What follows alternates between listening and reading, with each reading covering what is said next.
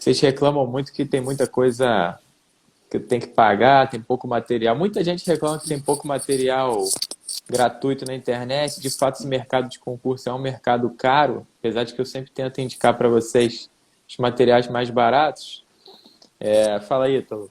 E aí, mas mesmo assim, sendo caro, a gente tenta arrumar material gratuito para vocês. A verdade é que hoje, querendo estudar, a galera consegue estudar barato, beleza? Então, pessoal, bom dia para todo mundo. Já entrou aí nosso querido Daniel Fala, Zé. Adriano, juiz lá do TJ de São Paulo. Acabou de entregar, né, Dani, seu manual lá de constitucional para... Acabou de entregar, não, já entregou, estamos na expectativa É, do, é. do manual de constitucional para Dispós. Tenho certeza que vai ser uma referência no mercado. E aí a gente teve a ideia de escrever, né, Dani, a sinopse de ações constitucionais que faltava, né, que é uma interseção entre nossas duas matérias. E aí, a partir disso, a gente falou, por que não também transformar isso num curso gratuito para a galera também ter acesso a isso, porque é uma matéria que eu sempre senti um pouco de falta, né, Dani? Até quando eu estudei para concurso, e acho que você também. Então, pô, obrigado por ter topado e manda bala aí, fala com a galera por que a gente decidiu fazer esse curso aí, dá teu bom dia. Pô, bom dia a todos. Zé, obrigadão pelo convite. Bem que você estava comentando, Zé. Quando eu estava escrevendo o manual, uma das premissas do manual é uma análise profunda das questões de concurso público para ver quais temas tinham maior incidência, menor incidência. E eu confesso que, quando da feitura, eu fiquei surpreso com o fato de cair muito, muito, assim, as ações constitucionais. É, A minha maior surpresa, na verdade, é a aula de hoje, mandado de segurança. Fiquei surpreendido como inconstitucional estava sendo Cai cobrado o mandado muito. de segurança. Cai muito. E qual que é a grande questão disso tudo? A grande questão é que, como você disse, essas matérias de remédios constitucionais, mas acho que principalmente o mandado de segurança, ele acaba ficando no limbo entre o processo e o direito constitucional. E acaba que ninguém fala bem dessas matérias. A pessoa fica perdida. Eu lembro que até quando eu estudava para concurso foi uma das maiores dificuldades, assim, achar um material bom, achar um material, assim, para concurso, né, resumido na medida do possível, com as posições sobre o tema. Daí veio esse nosso projeto, né, essa nossa ideia das ações constitucionais, da sinopse de ações constitucionais e, posteriormente, dessa aula. Como o nosso tempo é limitado aqui hoje, nós temos 1 hora de live, né? Fizemos essa breve introdução, então vamos pensar algumas coisas de mandado de segurança, aquilo que nós achamos mais relevante, com maior incidência em prova também, para passar para vocês já ficarem mais com conhecimento mais profundo para poder responder certas questões, até para atuação na vida prática, enfim, como seja, depender aí da sua atuação, dos seus objetivos. Ô, Dani, primeiro ponto também, um parênteses anterior, é o seguinte, né? O pessoal está até falando aí de direito processual constitucional, a gente também está escrevendo um manual de processo constitucional, né, Dani? A gente está até ampliando, e a verdade é que tem até uma discussão do que entraria nisso. Né? Mas a nossa sinopse vai ser de ações constitucionais, mas antes disso, muita gente fala em remédio constitucional, né? E é uma terminologia que pouca gente conceitua, tem até uma certa, não vou dizer divergência, mas falta de uniformidade na doutrina, né? O que você acha que Sim. pode ser considerado divergência, remédio constitucional, né, para início de conversa? Zé, remédio constitucional são aqueles meios, né? Aí vai entrar divergências jurisdicionais ou não, de tutela dos direitos fundamentais. Basicamente, esse é um conceito simples, mas, como você bem disse, o que se nota na doutrina, muitas das vezes, é que se escapa de definir o que são remédios constitucionais. Inclusive, tem professores que eles criticam essa nomenclatura. O professor Ferreira Filho, por exemplo, diz que, olha, a nomenclatura não quer dizer muita coisa. Meio jurisdicional ou não de proteção de direitos, na verdade, qualquer ação Tudo, é um né? meio de... Exato. Em tudo. última É análise, tudo. hoje Acaba que tudo é. tudo. Por outro lado, a expressão é celebrada por outra parte da doutrina. Existem vários autores que celebram essa expressão, mas principalmente aqui ela é muito utilizada. Ela caiu no uso, né, no jargão jurídico, e não tem como fugir dessa expressão. No nosso manual de ações, na sinopse de ações constitucionais, né, e também no manual de processo, nós optamos por tratar, né, dessa questão, os meios jurisdicionais, para a maior parte da doutrina. A maior parte da doutrina, na verdade, vai falar só em meios jurisdicionais, vai trazer o habeas corpus, mandado de injunção, habeas data e mandado de segurança. Mas nós optamos pela expressão lata para abarcar o direito de petição, até para trazer mais conteúdo, né, no livro, para quem está se preparando para prova de concurso, para ter lá, estamos tratando do direito de petição também, não é um instituto que tem uma cobrança tão relevante, mas cai, então, e como é pouco tratado, acho que foi interessante trazer para as pessoas ampliar esse leque. Sim. Ô, Dani, então vamos entrar no mandado de segurança. A gente pode fazer, a gente vai tentar traçar um paralelo, pessoal, nas ações que a gente vai tratar. Hoje vai ser mandado de segurança, amanhã ADI, né, Dani?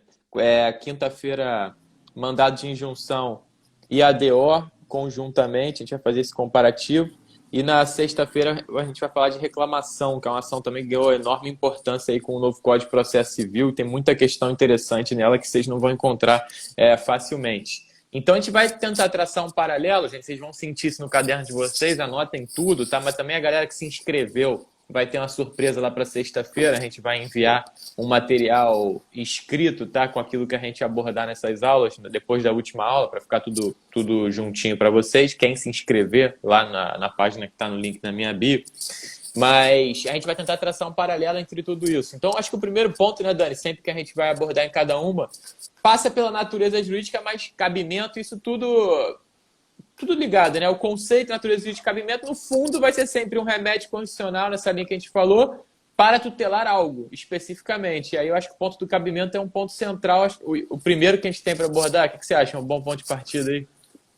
Acho um bom ponto de partida, acho relevante, tem cobrança e é fundamental para você entender, né, o próprio mandado de segurança, o que é o mandado de segurança, o cabimento. Para falar de cabimento, Zé, a primeira coisa, na verdade, aluno geralmente de concurso, as pessoas não têm ojeriza a falar em histórico e origem do instituto. Eu concordo. De fato, quando você está estudando para concurso público, você não vai ficar se apegando às minúcias, o direito romano, como é que era, tudo mais. Não, acho que assim, é um conhecimento bom para você ter para sua vida, mas não para concurso. Mas em alguns momentos é importante você dar um passinho atrás, só para você entender melhor lá na frente. É isso que eu gostaria de fazer de forma bem breve aqui com vocês. Ótimo. A origem do mandado de segurança, para nós entendermos o mandado de segurança, a gente vai voltar, tá? E vai dar uma analisada no habeas corpus. Por quê? Porque o habeas corpus foi o primeiro remédio constitucional que foi previsto no nosso ordenamento jurídico, no ordenamento jurídico brasileiro. Tá certo? Ele primeiro foi previsto no Código de Processo Criminal de 1832, tá? E quando foi previsto na legislação infraconstitucional, ele era limitado ao direito ambulatorial, limitado àqueles atos, abusos de autoridade que violassem a liberdade do indivíduo.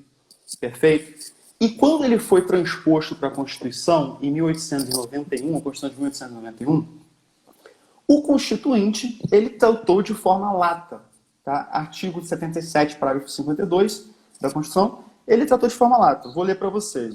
Dar-se-á habeas corpus sempre que o indivíduo sofrer ou se achar na iminência de sofrer violência ou coação por ilegalidade ou abuso de poder.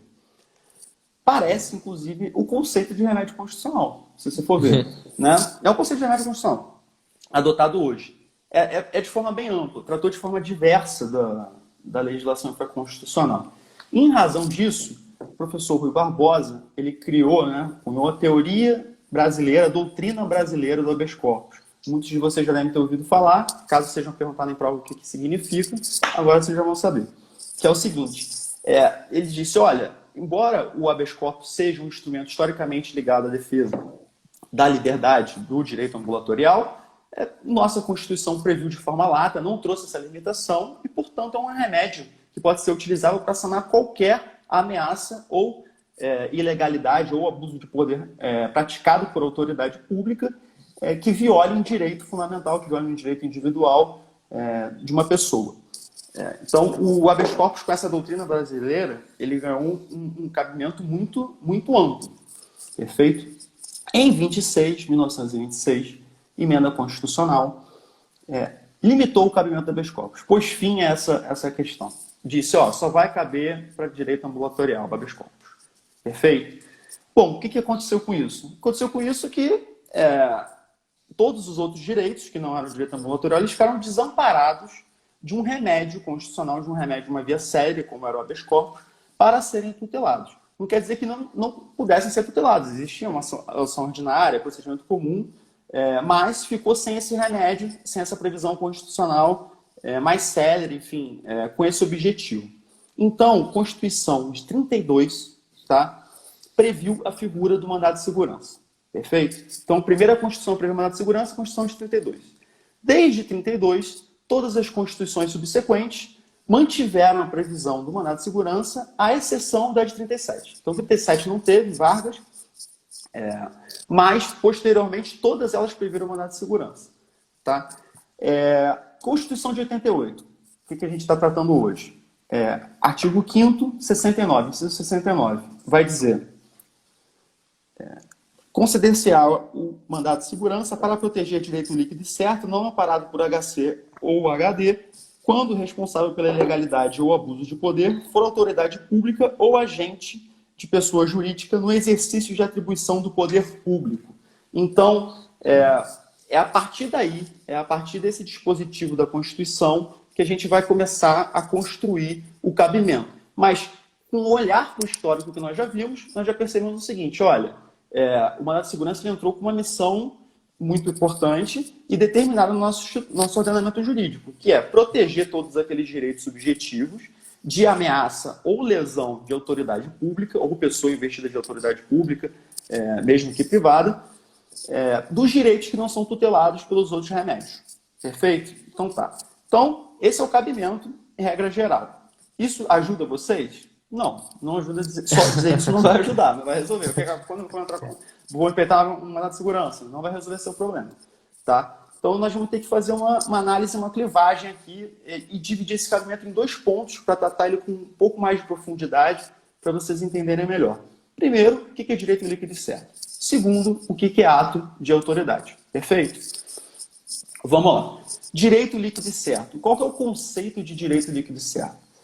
Olha, o conceito de direito líquido e certo, Eli Lopes de Meirelles dizia, que é o conceito adotado pela maior parte da doutrina, que é o conceito clássico, que é aquele direito que ele é manifesto na sua existência, tá? Ele é limitado, ele já está delimitado quanto à sua extinção, e ele pode ser exercido de plano quando da impetração do mandado de segurança. Perfeito?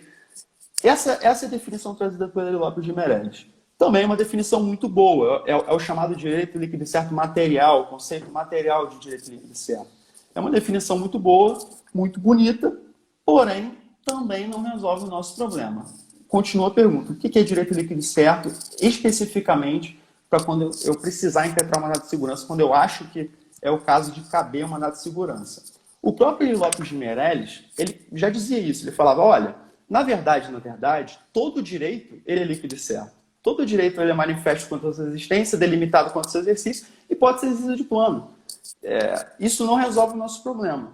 E aí surge um outro conceito de direito líquido e certo, que é esse que de fato nós vamos aplicar, que nós vamos aplicar no nosso dia a dia, que nós vamos responder numa prova, enfim, para qualquer atribuição que nós formos dar para mandado de segurança, que é o conceito processual de direito líquido e certo.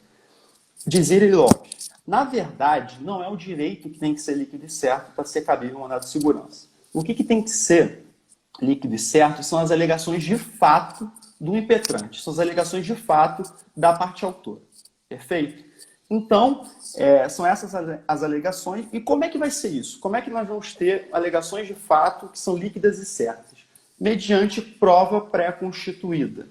Perfeito? Mediante prova pré-constituída. Ou seja, quando da impetração do mandado de segurança, quando do ajuizamento desse remédio constitucional, a parte já tem que comprovar as alegações de fato com a inicial.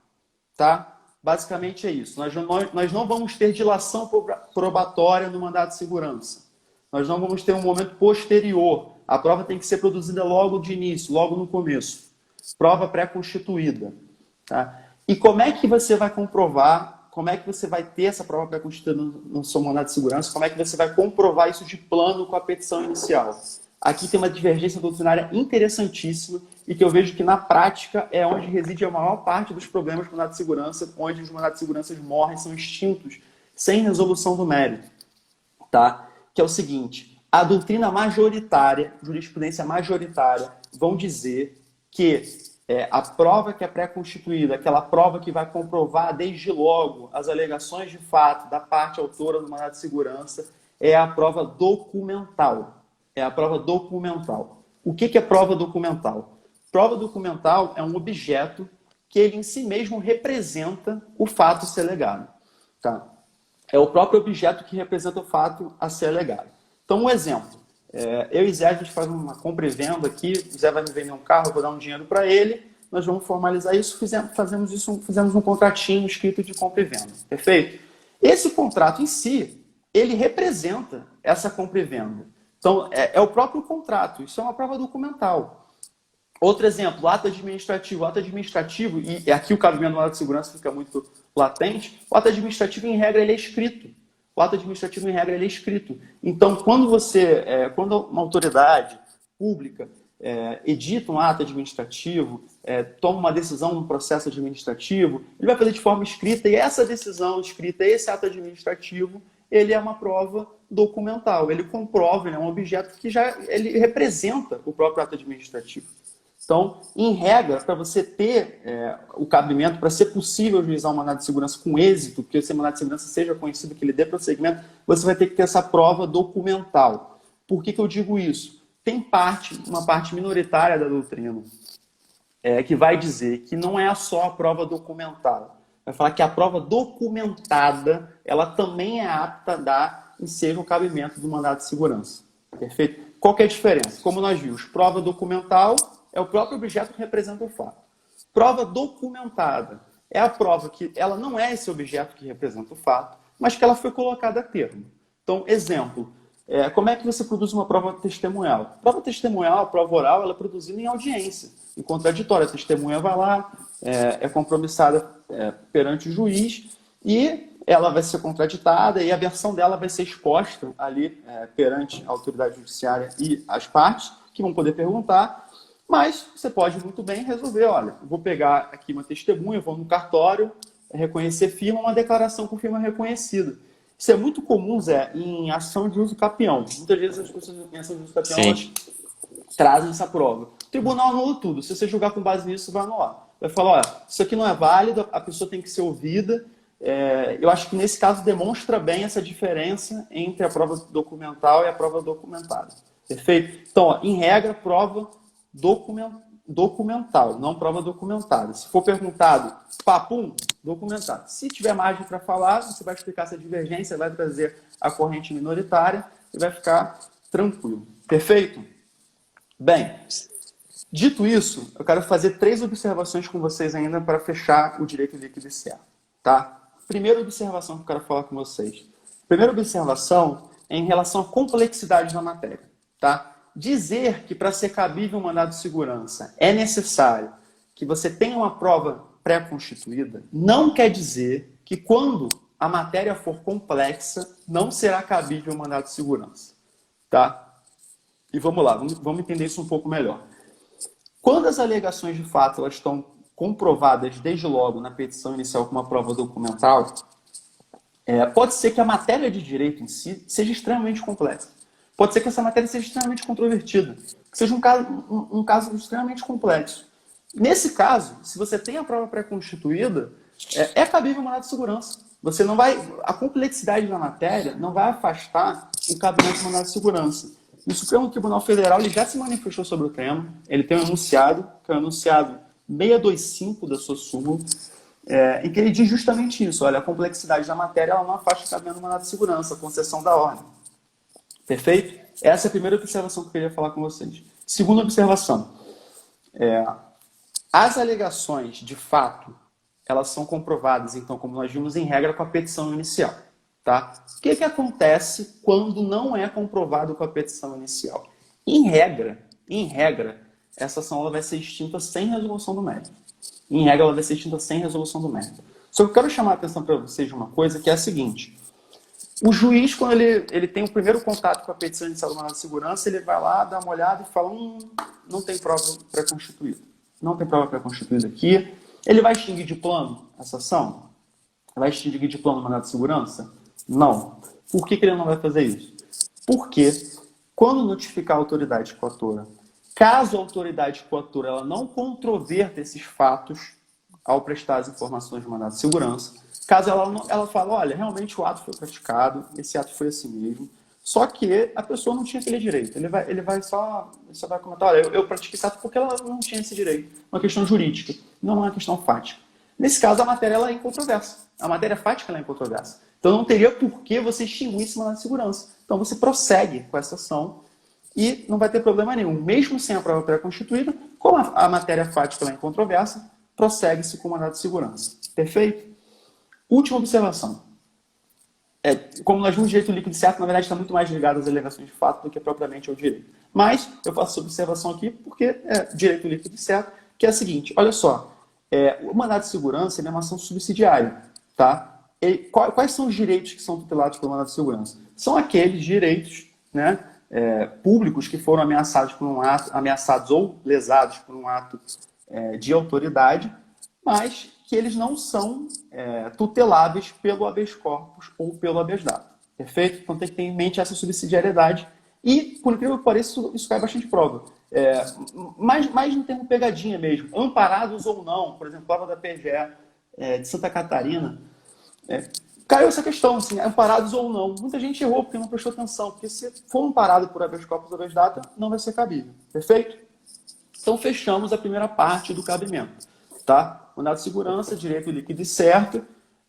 Na verdade, são as alegações de fato que têm que ser líquidas e certas. Prova pré-constituída, prova documental, as observações acerca disso, complexidade não afasta. Tem que aguardar para ver se a autoridade coatora, caso não tenha prova, se a autoridade coatora vai controverter ou não os fatos.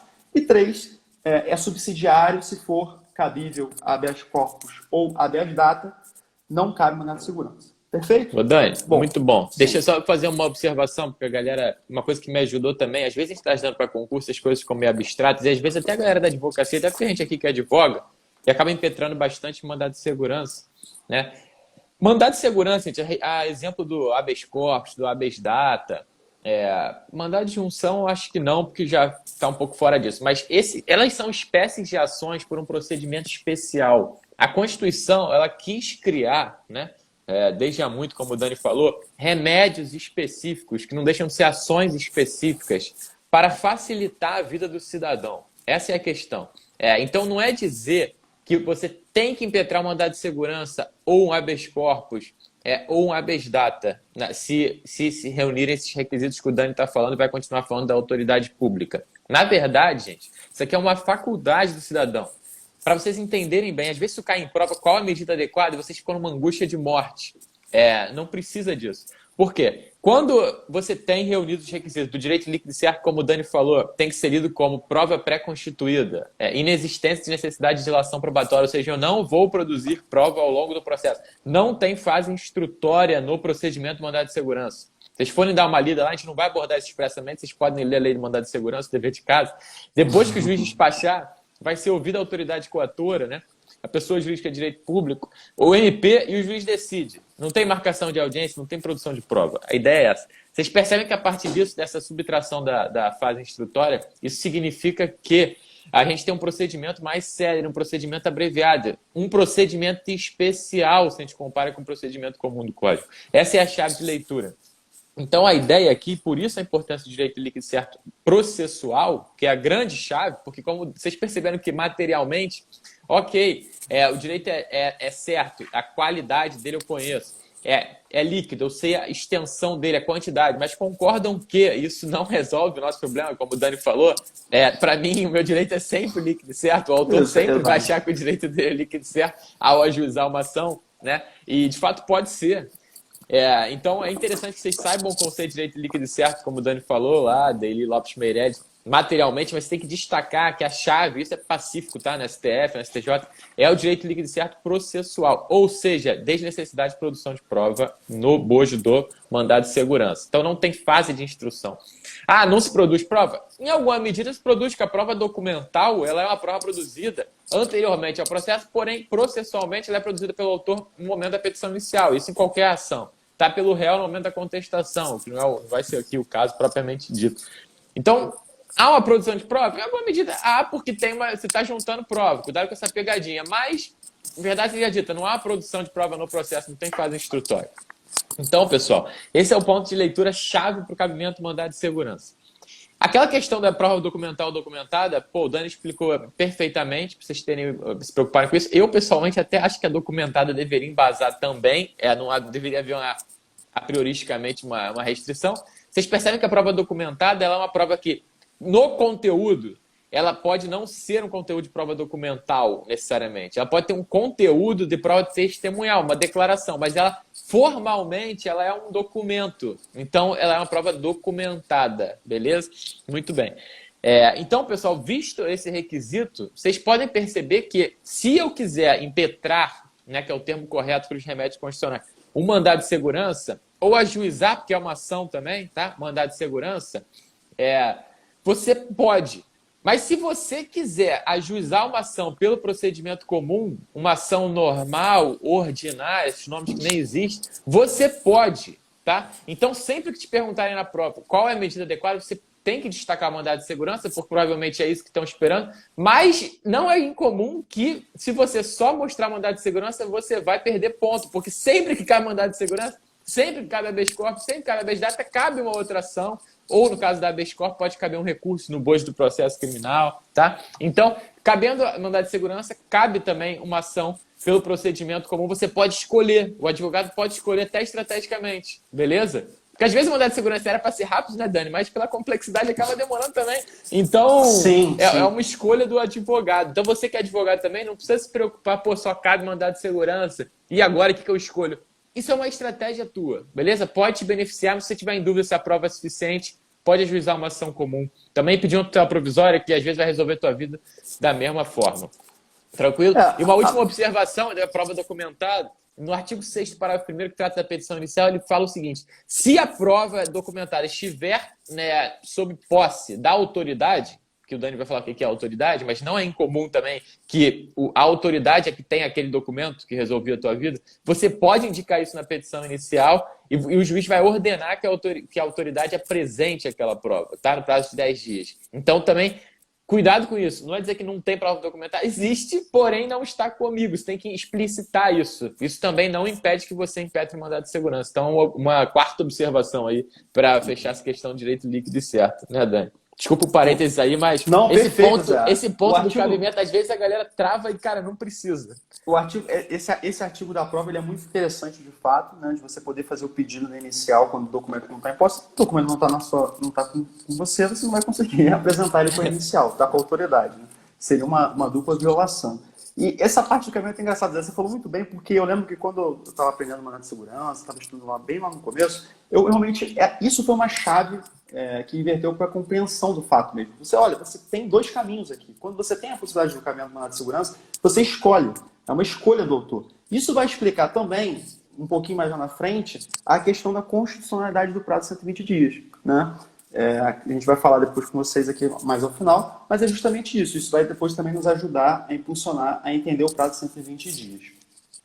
Bem, Zé, então vamos lá. Falando sobre direito líquido e certo, qual que é a outra parte do conceito, do cabimento do mandado de segurança? É ato de autoridade. O que é autoridade pública? Primeira pergunta que a gente tem que se fazer. A autoridade pública é aquele sujeito, tá, que ele integra a administração pública, tá, e ele tem poder decisório. Ele edita atos de cunho decisório. Esse é um conceito básico de autoridade pública, tá certo? Inclusive para cabimento de mandado de segurança. Porém, a própria Constituição diz, como nós já lemos, tá, que existem pessoas que, muito embora não sejam autoridades públicas, quando elas praticam um ato investido de poder público, esse ato vai poder ser atacado por mandado de segurança. Tá? O parágrafo 1º do artigo 1 da Lei do Mandado de Segurança, ele vai dizer justamente isso. Ele vai dizer, olha, órgão de partido político, pessoa natural, diretor de PJ, qualquer dessas circunstâncias que a pessoa, na verdade, ela é um ente privado, ela está numa entidade privada. Quando esse ato ele tiver embebido de poder público, ele vai poder ser atacado também por mandado de segurança. Perfeito? Regra geral. Vamos analisar aqui agora algumas hipóteses, tá, de autoridade, de ato de autoridade. Primeira coisa que eu queria falar com vocês, analisar com vocês, é o seguinte. Como é que funciona com os diretores de sociedade de economia mista, empresa pública e concessionária de serviço público? Porque qual que é a questão aqui? Essas três pessoas, elas são pessoas privadas. A elas se aplica um regime de direito privado em regra. Só que a Constituição e a legislação infraconstitucional, muitas das vezes, dá um tratamento específico a essas pessoas, dá um tratamento, traz regras de regime público para essas pessoas. E quando isso acontece, esses dirigentes, esses diretores, eles vão estar ali produzindo atos equiparados. Está justamente no conceito ali de autoridade pública equiparada. Então, como é que funciona em relação a essas pessoas? Em relação a essas pessoas, quando elas praticam atos de gestão, tá? Está lá gerindo, compra e venda, do fim, Petrobras está vendendo petróleo e tudo mais. Nesses casos, não cabe mandado de segurança desses atos. Atos de gestão não são atacados por meio do mandado de segurança. Porém, quando elas estiverem atuando com o poder público, quando elas estiverem numa licitação, quando elas estiverem em concurso público, nesses casos, concessionária de serviço público, por exemplo, se for autorizado pelo contrato de concessão, pode muitas das vezes declarar a necessidade de desapropriação de um bem. Então, esses atos que são evidentemente atos de poder público, exercício de poder público, eles podem ser, sim, atacados por mandado de segurança. Então, em relação a essas pessoas, tem que ficar muito atento, tem que analisar, olha, esse ato é ato de gestão ou não é um ato de exercício de poder público. Tá? O Supremo, melhor dizendo, o STJ, tem entendimentos simulados, enunciado 333 da súmula do STJ, que diz que cabe mandado de segurança é contrato praticado em licitação promovida por sociedade de economia mista ou empresa pública. É justamente isso aqui que a gente está tratando. Perfeito? Segunda observação que eu quero fazer com vocês em relação aos atos de autoridade pública. Esse ato administrativo, muitas das vezes, é cabível, ele pode ser impugnado por meio de um recurso administrativo. Tá? Então, o ato foi praticado, a lei prevê que é cabível um recurso para a autoridade hierarquicamente superior. Se esse recurso tiver efeito suspensivo, esse recurso administrativo tiver efeito suspensivo, tá? Não vai ser cabível o mandado de segurança. É o que a lei diz. Artigo 5º, inciso 1º da lei do mandado de segurança. Só que, atenção, a doutrina e a jurisprudência elas são muito claras aqui nesse ponto. Não basta ter a previsão legal, ter a previsão desse recurso administrativo com efeito suspensivo. Tá? Esse recurso ele tem que ter sido efetivamente interposto. Tá? Então, o que a lei quis com isso? O que a doutrina da jurisprudência fala? Olha, se esse ato ele não está produzindo efeitos, ainda há a possibilidade de reformar esse ato ainda na via administrativa, os efeitos estão suspensos, não tem prejuízo nenhum para a parte, então aguarde a solução desse recurso, enquanto não for resolvida, enquanto tiver suspensa a eficácia desse ato, não vai ser cabível o mandado de segurança. Perfeito? Então, o recurso administrativo, no caso do recurso administrativo, com efeito suspensivo, ele tem que ser efetivamente interposto. Tá? Tem que estar suspenso, não tem que estar produzindo ato. E aqui, olha só, veja bem, a própria parte ela também tem mais uma escolha. Ela pode optar por recorrer à via administrativa, recorrer administrativamente, suspender para tentar resolver administrativamente antes de socorrer o Poder Judiciário, ou não, ela pode, olha, transcorreu o prazo do recurso, eu já vi que aqui no âmbito administrativo não vai resolver o meu problema, eu vou me socorrer ao Poder Judiciário, eu acho que eu vou ter mais chance de reverter essa situação. Perfeito? Terceira observação aqui em atos praticados por autoridade pública.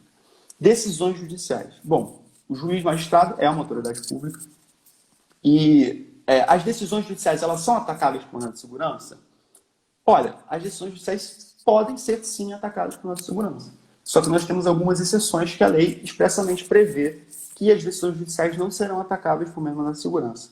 Quais são elas? Artigo 5º, inciso 2º, vai dizer, olha, a decisão judicial, se for impugnável por recurso com efeito suspensivo, não vai ser atacada por mandado de segurança. Não vai ser cabível mandado de segurança. Tá? É importante aqui, muito importante, o Zé processualista vai saber melhor do que eu isso. Esse recurso aqui, tá, da decisão judicial, esse recurso que é cabível, para terminar, ele não precisa ter, op legis, o efeito suspensivo. Ou seja, decorre automaticamente da parte recorrer, efeito suspensivo. Não precisa. Tá? Se for possível que seja concedido esse efeito suspensivo pelo Poder Judiciário, efeito suspensivo ou iúdice, se for possível que isso ocorra, ainda assim não vai ser cabível o mandado de segurança. Exemplo perfeito para isso, Zé, corrija-me se estiver errado. Agravo de instrumento. Agravo de instrumento tem efeito suspensivo automático? Em regra não, mas o relator pode conceder esse efeito suspensivo. Então, nesse caso, se for cabível agravo de instrumento, não vai caber mandado de segurança. Perfeito? Segunda observação acerca das decisões judiciais. Entendimento simulado é também previsto na lei. Não é cabível mandado de segurança, quando a decisão judicial tiver transitado em julgado. Por quê? Porque mandado de segurança não pode ser um sucedâneo da ação rescisória. Transitou em julgado, vai ter que analisar o cabimento de ação rescisória, material unitário, mas não é cabível mandado de segurança. Perfeito? Observação mais importante ainda do que essa, porque aqui é o pulo do gato. Corte Especial do Superior Tribunal de Justiça já falou que, caso o mandado de segurança tenha sido impetrado para atacar uma decisão judicial e, no curso desse mandado de segurança, tenha ocorrido trânsito em julgado, então vamos lá. Ó, decisão não tinha transitado em julgado. Impetrei mandado de segurança para atacar. Tá correndo o mandado de segurança. Nesse meio tempo não foi julgado ainda, trânsito em julgado. Nesse caso, o STJ vai dizer, olha, nesse caso o mandado de segurança não vai perder seu objeto. Ele não vai ser extinto. Ele vai prosseguir. Tá? Isso é uma observação que eu acho preciosa, porque foge até um pouco foge um pouco da sistemática natural das coisas do cabimento do mandado de segurança. Mas faz todo sentido, Dani, porque, lembrando, pessoal, o mandado de segurança que a gente falou é uma ação constitucional. Ele não é um recurso, ainda que não haja recurso com efeito suspensivo. É inegável que ele faz, às vezes, de um recurso, por exemplo, o pessoal da trabalhista aí sabe, não tem recurso contra a decisão interlocutória. Então é comum lá a impetração de mandado de segurança contra as decisões interlocutórias. É lógico que funciona como um recurso, porém é uma ação especial. Então, percebe, a impetração do mandado de segurança ele não gera o efeito próprio dos recursos, que é o efeito obstativo do trânsito em julgado. Ele não impede o trânsito em julgado.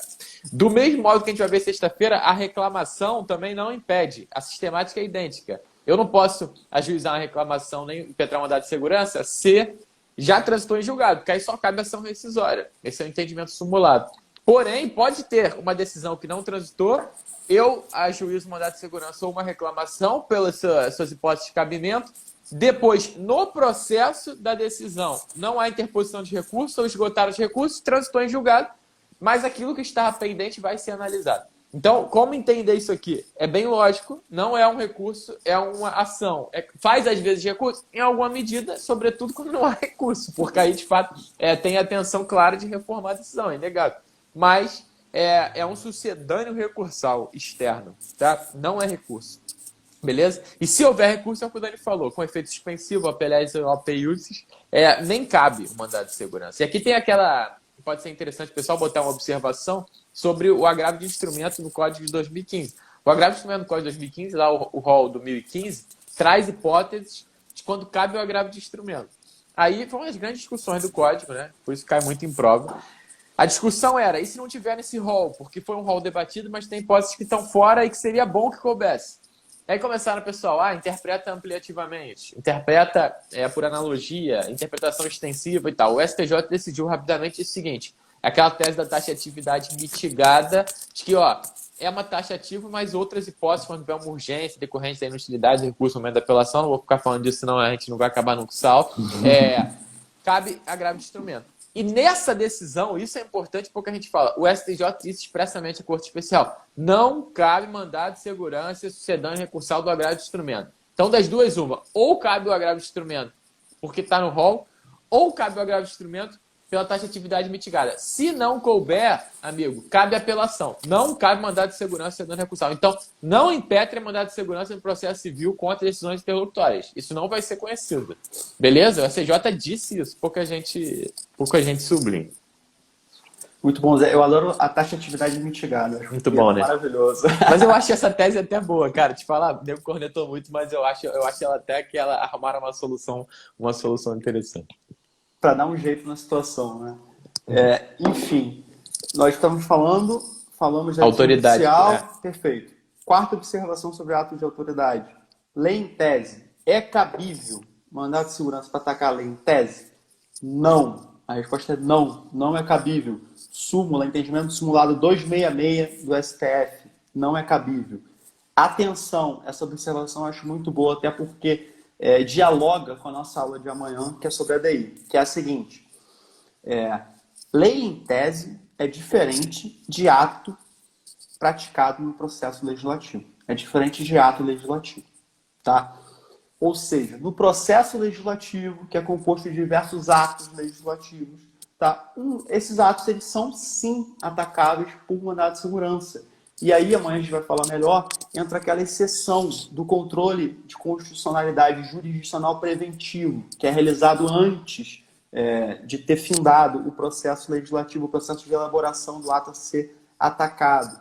O Supremo entende que o parlamentar tem direito líquido e certo a não participar de uma deliberação, tá, que vá resultar em uma emenda constitucional que viole cláusula pétrea ou de um processo de uma emenda constitucional ou projeto de lei que vá violar o devido processo legal legislativo, tá? Então, lei em tese não é atacado, não cabe mandado de segurança. Ato legislativo, ato praticado no curso do processo legislativo, é possível sim nas hipóteses em que o Supremo já disse que é cabível. Perfeito? Quinta observação, omissão. Omissão cabe mandado de segurança de uma omissão ilegal, uma omissão abusiva, uma omissão que ameaça um direito subjetivo praticada por uma autoridade pública ou pessoa equiparada? A resposta é sim, é cabível mandado de segurança. Daqui a pouco eu vou tratar com vocês daquele prazo de 120 dias e tem uma observação muito interessante em relação à omissão. Por hora, omissão, cabe mandado de segurança. Perfeito? Última observação, ato disciplinar. Cabe mandado de segurança para impugnar um ato disciplinar? A lei antiga do mandado de segurança, a lei anterior à lei 12.019 de 16, dizia que não era cabível. Não era cabível. Então, à época, até 2016, não era cabível. Nova lei do mandado de segurança, repetiu a previsão? Não repetiu a previsão. O que a doutrina tranquilamente diz? Então, olha, não repetiu a previsão, é sim cabível, ato disciplinar pode ser sim atacado por meio de mandado de segurança. Perfeito? Então, fechamos cabimento. Direito líquido e certo, como vimos, direito processual, visão processual do direito líquido e certo, prova pré-constituída, prova documental documentada, dependendo da corrente, majoritária documental. Fizemos as observações. Ato de autoridade, autoridade pública, pessoa integrada na administração pública que pratica atos decisórios, tá? Equipara-se a pessoa privada à autoridade pública. Eu não sei se você vai conseguir tratar de legitimidade, não sei como é que está o nosso tempo, mas aí tem uma gama imensa de observações que também podem ser feitas dentro disso, mas as pessoas equiparadas, privadas também esses atos praticados quando do exercício do poder público também são atacados, tá? Por meio do mandado de segurança. Fechando aqui minha participação como orador principal, depois vou só pontuar. Prazo de 120 dias. A lei do mandado de segurança prevê no artigo 23 um prazo de 120 dias da ciência do interessado, da prática do ato, tá? Para que seja cabível o mandado de segurança. Algumas questões, de forma bem breve, para tratar com vocês sobre esse prazo. Primeira questão, qual que é a natureza jurídica desse prazo? Natureza jurídica é o lugar que o Instituto se encontra no ordenamento jurídico, uma categorização. A doutrina a justiça fala, olha, é um prazo decadencial. O que importa para a gente dizer que esse prazo é decadencial? que ele não se interrompe e não se suspende, tá? Exceção, STJ já disse que o termo final do prazo, caso esse termo final desse prazo de 120 dias caia em feriado, ou final de semana, ou em dia que não tem expediente forense, nós vamos prorrogar esse prazo para o próximo dia útil, para o próximo dia em que há expediente forense. Perfeito? Natureza jurídica, é isso que eu queria falar com vocês. Segunda observação, essa eu acho muito interessante, que é a seguinte. Quando foi previsto esse prazo, 120 dias, surgiu uma discussão e boa parte dos autores dizia, olha, essa previsão é inconstitucional. A lei infraconstitucional não poderia ter trazido uma barreira dessa monta para o exercício desse remédio constitucional, uma garantia fundamental. Não poderia ter feito isso quando a Constituição não previu. Tá? Ele é inconstitucional, pode ser ajuizado, pode ser impetrado em qualquer momento. Tá? Prevaleceu essa tese? Não prevaleceu essa tese. STF, tranquilo, entendimentos simulados, enunciado 632 da súmula do STF vai dizer que é constitucional essa previsão. E por quê? Por que o Supremo disse isso? Eu acho interessante também, porque assim, como é que se interpreta enunciado de súmulas? As pessoas confundem muito isso. As pessoas acham que vão interpretar um enunciado de súmula como faz uma lei. Vai pegar, vai ler lá o que está previsto no enunciado, vai interpretar a palavra, vai fazer uma interpretação sistemática, com ordenamento. Não é assim que se interpreta enunciado de súmula. Enunciado de súmula a gente entende e interpreta com base nos precedentes que deram base à edição daquele enunciado sumular. Tá? Então, olhando para esse precedente do STF, os precedentes que deram aso à edição desse enunciado sumulado, o que ele disse?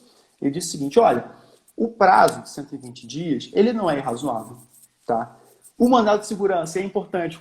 Aquela observação que você fez é perfeita, Zé, e importa muito para entender por que é constitucional esse prazo. Porque, olha, a parte ela tem opção, ela pode escolher, ela tem uma ação ordinária, ela pode ajuizar uma ação pelo procedimento comum, tá? E se ela tiver a prova pré-constituída e não houver mais prova para produzir, a verdade é que vai caminhar muito próximo, em termos de tempo, do mandado de segurança.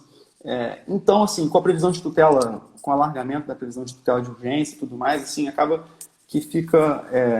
não há uma diferença tão grande assim também no prazo, pelo menos é o que eu noto na prática. Mas, enfim, cabe ação pelo procedimento ordinário, cabe ação pelo procedimento comum. Tá? Então a pessoa não fica desamparada. O mandado de segurança é só instrumento célere, você tem 120 dias, prova pré-constituída, para atacar esse ato. Tá? Então a grande questão é essa, que não ficou desamparado. Tá? E outro argumento, por óbvio, que as garantias fundamentais e os direitos fundamentais eles podem ser sim limitados por lei, desde que para tutelar outros interesses e de forma razoável, proporcional. Tá? Então é isso. Então é constitucional a previsão, o prazo é decadencial, ele não se interrompe, exceto quando cai no último dia. E eu queria fazer só 3 observações acerca do termo inicial desse prazo, para finalizar. 3 observações. Primeira observação. Quando o mandado de segurança vai ser utilizado para atacar uma omissão de uma autoridade pública, veja bem, uma omissão, a gente tem 2 situações aqui em relação ao termo inicial. Primeira situação, existe um prazo legal constitucional para que a autoridade atue. Tá? Existe um prazo, ela não atua no prazo, a autoridade legal, você tem uma omissão ilegal, uma omissão abusiva, uma omissão que ameaça ou fere direito subjetivo tutelado pelo mandado de segurança. Nesse caso, findo o prazo previsto, começa a correr o prazo de 120 dias. Perfeito? Segunda situação, não tem prazo. Tá? A omissão ela vai se reiterando ao tempo. A doutrina vai dizer o seguinte, vai falar, olha, essa omissão ela se renova dia a dia. Se se renova dia a dia, não tem prazo, porque o prazo vai se renovando dia após dia, então você pode impetrar o mandado de segurança quando quiser. Tá? Omissão. Outra observação importante, essa muito importante, porque é um enunciado de súmula, o entendimento simulado do STF também, enunciado 430, vai dizer o seguinte, olha, o pedido de reconsideração de decisão administrativa, o pedido de reconsideração de um ato administrativo, ele não interrompe, ele não suspende, ele não obsta o prazo previsto para o mandado de segurança. Então, se você tem como nós vimos bem, o que obsta, na verdade, é o recurso administrativo com efeito suspensivo efetivamente interposto. Se não foi efetivamente interposto esse recurso, pedido de reconsideração, babou, se deixar correr o prazo, perdeu, vai ter que se valer da ação ordinária se ainda não tiver prescrito a pretensão. Tá? E a questão do recurso administrativo é justamente essa, que acaba que ocorre uma suspensão desse prazo, por mais que seja um prazo decadencial, a doutrina não fala isso, eu que vejo dessa forma. Olha, interpôs o recurso administrativo com efeito suspensivo, o ato não está produzindo seus efeitos. Tá? Com a decisão final desse recurso, não foi provido seu recurso administrativo. Foi negado, o ato está mantido, volta a correr os efeitos, é a partir dessa decisão que vai contar os 120 dias. Beleza? Então, nós falamos sobre o cabimento, falamos sobre o prazo, passo a bola para o Zé, para ele prosseguir agora, e eu vou ter a honra de fazer os comentários. Ô, Dani, porra, aulaça aí sobre cabimento do mandado de segurança. Vocês percebem, é engraçado que o mandado de segurança, Dani, cai muito as súmulas. Então, às vezes, a gente vê umas súmulas que não cabe MS contra a lei em tese. Parece uma coisa meio louca. A gente lê a súmula seca, como a galera joga em vários materiais, não faz muito sentido. O que eles estão discutindo, né? Então, aqui a gente dá para entender até o que está por trás da súmula. Tem muita coisa sumulada, sobretudo no STF, em mandado de segurança, né? Porque o STF tem essa competência há muito mais tempo e cai muito em prova. Então, é importantíssimo estar atento a tudo isso aqui, porque senão vocês vão matar muitas questões. Cai muito, Zé. Cai muito. Cai muito, é impressionante como cai, e tem algumas que são extremamente, assim, essa de lei em tese, por incrível que pareça, cai bastante, apesar de não ser nenhum bicho de 7 cabeças. Essa do pedido de reconsideração cai bastante. Agora, uma coisa que despenca em prova, que eu falei assim, cara, que tanto perguntam isso, cara, é a questão da desistência, que você vai falar mais pra frente. Mas, cara, é impressionante como cai isso, cara. Sim. Não sei porquê, né? Nas últimas provas, tem um monte de questão disso. Eu falo, gente... Exato. Então, gente, para aproveitar aí, tem mais 7 minutos da nossa aula, né? A gente está com os compromissos de fechar com vocês 1 hora por dia, porque eu sei que também depois começa outros compromissos, também aí a galera não consegue ficar aqui. Tem que trabalhar também, né, Zé? O Dani tem que trabalhar. Eu também, hoje estou voltando, cara. Acabou a minha licença. Acabou, pessoal, um ponto que eu quero tratar com vocês aqui, eu vou tratar só por alto. As espécies de mandado de segurança, né? A gente tem 2 classificações de espécie. A primeira é mandado de segurança preventivo ou repressivo, a depender de se a lesão é atual ou se é apenas uma ameaça de lesão, né? Ambas vão justificar a impetração do mandado de segurança. Aí tem a interessante observação dos atos omissivos que o Dani falou, que às vezes dá um nó na nossa cabeça, mas eu entendo que o mandado de segurança contra atos omissivos ele já é um mandado de segurança repressivo, né, Dani? Porque já deveria ter sido praticado o ato. Perfeito. Então, não quer dizer que vai ser preventivo. Preventivo é quando a gente sabe que tem um potencial ameaça, já se impetra o mandado de segurança para se resguardar contra aquele futuro ato da autoridade, né? É bem comum isso até naquele exemplo do parlamentar, né, Dani? Lá na deliberação legislativa, ele sabe que vai ser pautado, ele já impetra para resguardar, para poder não votar. É um exemplo clássico. Então, preventivo e repressivo, a depender de se a lesão já foi praticada, o ato ilegal, ou se está na iminência, ou é um ato potencial ali, mas com algo concreto, por óbvio, para justificar isso. Além disso, o mandado de segurança ele pode ser, desde a Constituição de 88, ele pode ser individual ou coletivo. Essa é uma criação da Constituição de 88, mandado de segurança coletivo. O Dani falou aí que o mandado de segurança está previsto no artigo 5º, 69 da Constituição, né? De fato, aquela redação final, a partir da qual ele fez toda essa exposição. No inciso seguinte, o mandado de segurança está previsto o mandado de segurança coletivo. Né? Então, o artigo 5º 70 traz lá a legitimidade do mandado de segurança coletivo.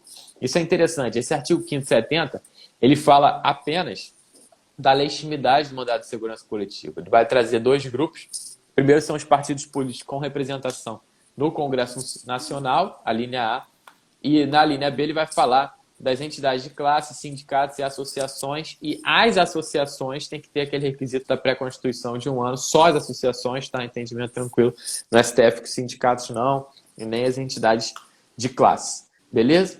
Quanto a isso, só uma observação rápida, tem entendimento simulado do STF também, de que no mandado de segurança coletivo não precisa da autorização anterior dos associados. Então, aqui, sem sombra de dúvidas, a gente está diante de uma legitimidade extraordinária, de uma substituição processual. Então, só coloca aí substituição processual. Isso significa, na prática, que não precisa da autorização dos associados, uma autorização anterior, tá?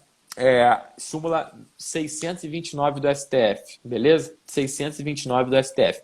E a súmula 630, sobre esses legitimados ainda, ela vai falar um óbvio, que eles podem tutelar direitos de todo aquele grupo ou de parte do grupo, beleza? Súmula 630. Então são duas súmulas que caem bastante também, até em processo coletivo.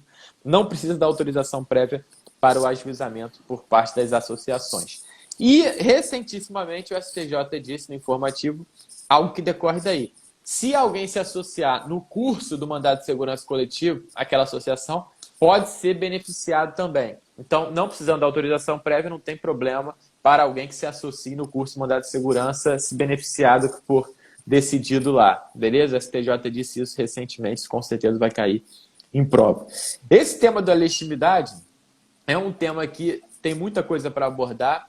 Eu não sei se a gente coloca isso em outra aula do curso ou se a gente vai depois fazer outro... A gente vai tentar fazer outro curso, enfim, para complementar. Não vou falar aqui, porque senão vai ficar no meio do caminho, mas a legitimidade coletiva é importante. Acho que um tema que dá para tratar, que o Dani falou aí que cai muito, é o tema da desistência no mandado de segurança, né? Tem uma peculiaridade aqui, consolidada no julgamento no STF e no STJ, por decorrência, né?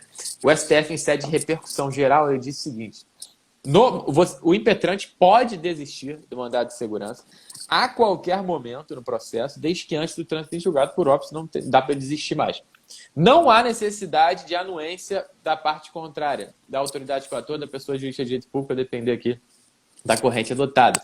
Então, a desistência do mandado de segurança, ela é amplamente aceita. O STF já disse uma vez que não existe lide em sentido material no mandado de segurança, substancial. Também não explicou o que é isso, mas é uma expressão que justifica para fundamentar essa posição. Então, o impetrante pode existir a qualquer momento dentro do processo, por óbvio, antes do trânsito em julgado, do mandado de segurança. Isso é interessantíssimo e cai muito em prova também porque foi decidido em sede de repercussão geral, beleza? Então, atentem para isso. No MS coletivo, o que a doutrina vai dizer é que tem que ser aplicada a ideia do microsistema de intimação dos colegitimados para ver se ainda subsiste interesse naquela ação coletiva, tá? Então, aqui uma interpretação mais sistêmica do que propriamente legal ou uma exceção expressa do STF a esse entendimento da repercussão geral. Então, o que vocês têm que ter em mente é o seguinte: eu posso desistir do mandado de segurança a qualquer momento, independente de anuência, não se aplica o tratamento lá do 485 do Código de Processo Civil. Na época, o STF disse que não se aplica o 267 do Código de 73.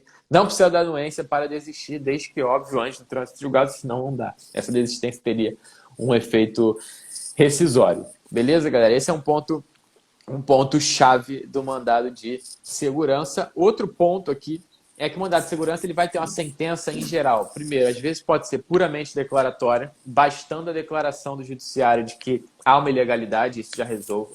Mas, em geral, ele tem um caráter mandamental, ou seja, tem uma ordem do judiciário para aquela autoridade pública, sob pena, inclusive, de cometimento do crime de desobediência. O artigo 26 da Lei de Mandado de Segurança fala isso expressamente. Então, o mandamental, embora muita gente discuta a existência dessa modalidade de sentença, né, a ideia é de que há uma ordem dada pelo judiciário e a autoridade pública vai ter que cumprir. Então, essa ordem resolve o problema sem precisar de fase de execução.